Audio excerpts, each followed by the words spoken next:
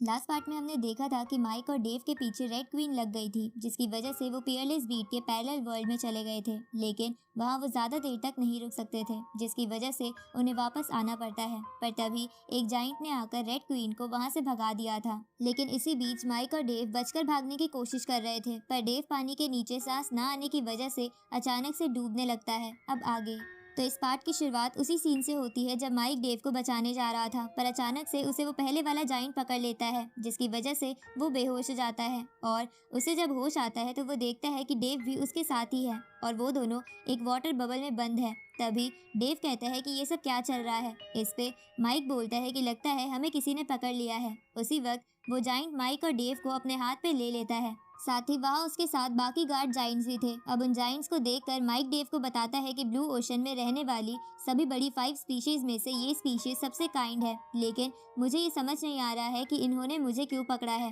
तभी वो जाइंट अपना ट्राइडेंट बाहर निकाल लेता है, जिसे देखकर माइक और डेव समझ जाते हैं कि ये एक जाइंट एम्परर है। साथ ही उन्हें ये भी याद आता है कि पहले उस रेड आंट क्वीन पर एक ट्राइडेंट से हमला हुआ था। इसलिए वो दोनों एम्परर से पूछते हैं कि क्या आप ही ने हमें पहले रेड क्वीन से बचाया था, जिस पे वो एम्परर जाइंट उन दोनों से कहता है कि ब्लू ओशन में कोई भी गॉड रैंक कल्टीवेटर नहीं आ सकता, इसलिए मैंने उसे यहाँ से भगा दिया। ये सुन के वो दोनों एम्परर जाइंट को थैंक यू बोलते हुए कहते हैं कि हम पहले ग्रीन सी ऑफ लाइफ गए थे और वहीं वो रेड क्वीन हमारे पीछे पड़ गई थी, इसलिए आप अगर हमें नहीं बचाते तो आज हम मर जाते, जिसकी वजह से मुझे समझ नहीं आ रहा कि मैं इस एहसान को कैसे चुकाऊं। लेकिन अगर आपको कभी भी फ्यूचर में हमारी मदद की जरूरत हो तो आप हमें जरूर बताना। इस पे एम्परर जाइंट हंसते हुए बोलता है कि तुम दोनों इतने छोटे होने के बावजूद भी बहुत ही ब्रेव हो। मुझे ग्रीन सी ऑफ लाइफ के ग्रेट एल्डर ने तुम्हारे बारे में सब कुछ बता दिया है कि तुमने उनकी कितनी मदद की है। इसके बाद एम्परर जाइंट उनसे पूछता है कि अब तुम दोनों कहाँ जा रहे हो। इस पे डेव एम्परर जाइंट से कहता है कि हम डीमन लैंड जा रहे हैं, क्योंकि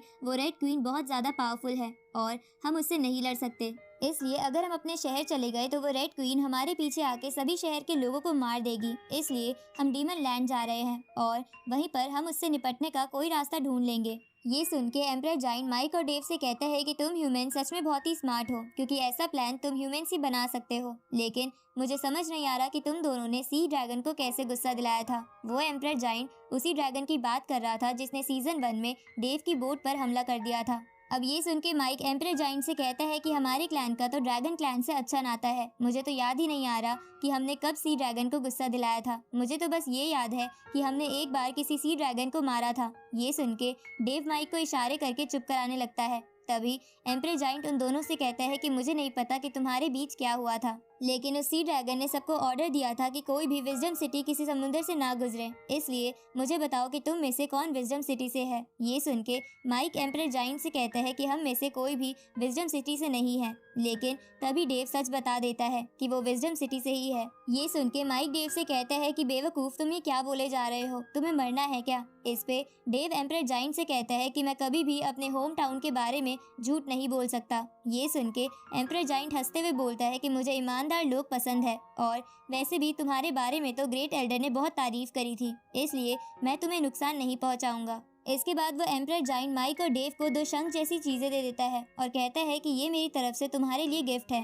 इसकी मदद से तुम पूरे समुद्र में आराम से घूम सकते हो और अगर मुझे कभी तुम्हारी जरूरत हुई तो मैं तुम्हें इसी की मदद से बुला लूंगा। ये सुन के माइक और डेव एम्परर जाइंट से गिफ्ट देने के लिए थैंक यू बोलते हैं। अब एम्परर जाइंट अपने गार्ड्स के साथ वहां से चला जाता है, जिसकी वजह से माइक और डेव पानी में आ जाते हैं, लेकिन अब की बार शंख की वजह से उन दोनों को पानी के अंदर सांस लेने में कोई दिक्कत नहीं हो रही थी। तभी वो दोनों कुछ फिशेस और कुछ कछुओं को एक ही डायरेक्शन में जाता हुआ देखते हैं। उसी वक्त माइक की डॉल्फिन भी वहाँ आ जाती है, तो माइक उस शंख जैसी चीज की मदद से डॉल्फिन से पूछता है कि तुम सब कहाँ जा रहे हो, जिसपे वो डॉल्फिन बताती है कि हम सब माइग्रेट करके नॉर्थ ओशन में जा रहे हैं और हम डीमन लैंड के पास से गुजरेंगे। ये सुन के माइक उस डॉल्फिन से लिफ्ट मांगता है, तो वो डॉल्फिन और उसके साथी माइक और डेव को डीमन लैंड की तरफ ले जाने लगती है। इस तरफ हम रेड क्वीन को देखते हैं जो कहती है कि एम्परर जाइंट बहुत ज्यादा ताकतवर है, लेकिन एक बार मैं ब्रेक थ्रू कर लूँ तो वो भी मेरा सामना नहीं कर पाएगा।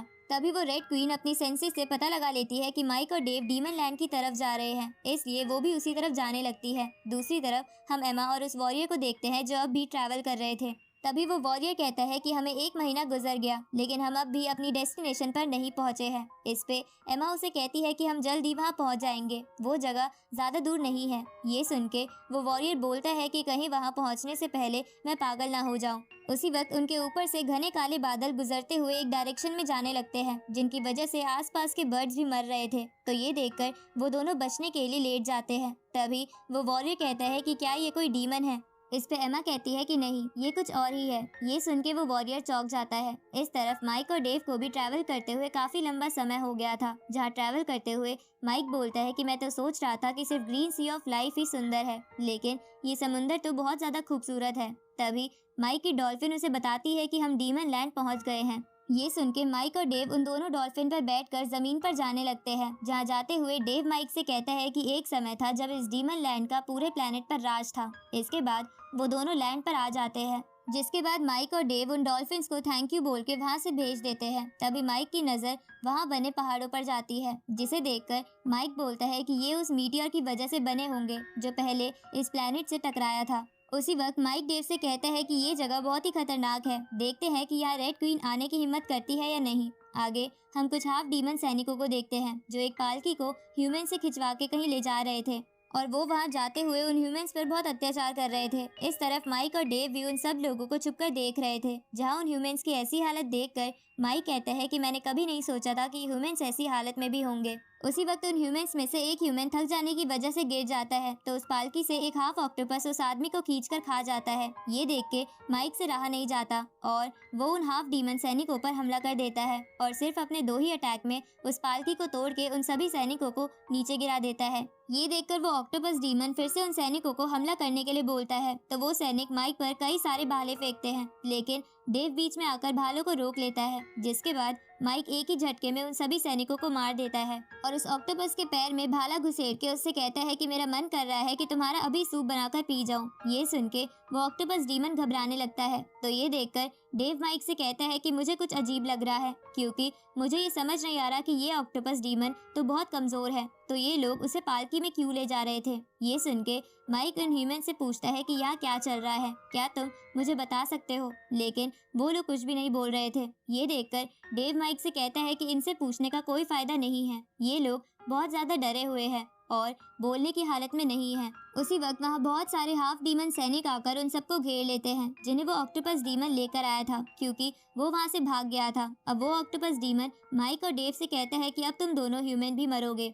इसके बाद सभी सैनिक उन दोनों की तरफ भाले फेंकने लगते हैं, जिससे बचने के लिए तो डेव शील्ड बना लेता है, लेकिन उनमें से कुछ भाले उन ह्यूमंस को लग जाते हैं, जिसकी वजह से वो लोग मर जाते हैं। इस पे माइक उस ऑक्टोपस डीमन से कहता है कि ये तुम क्या कर रहे हो, ये लोग मर रहे हैं। इस पे ऑक्टोपस डीमन कहता है कि तो मुझे इससे क्या मतलब, ये लोग बस हमारे गुलाम हैं जो बस खाने के लिए हमारी गुलामी करते हैं और ये हमारी बराबरी करने के लायक नहीं है। ये सुन के माइक और डेव को गुस्सा आ जाता है और वो दोनों एक एक करके सभी सैनिकों को मारने लगते हैं। जहाँ उन सभी सैनिकों को मार के वो ऑक्टोपस डीमन के भी टुकड़े कर देते हैं, पर मरने से पहले वो ऑक्टोपस डीमन उनसे कहता है कि हमारे लोग तुम्हें नहीं छोड़ेंगे। और इसी के साथ ये पार्ट यहीं खत्म होता है।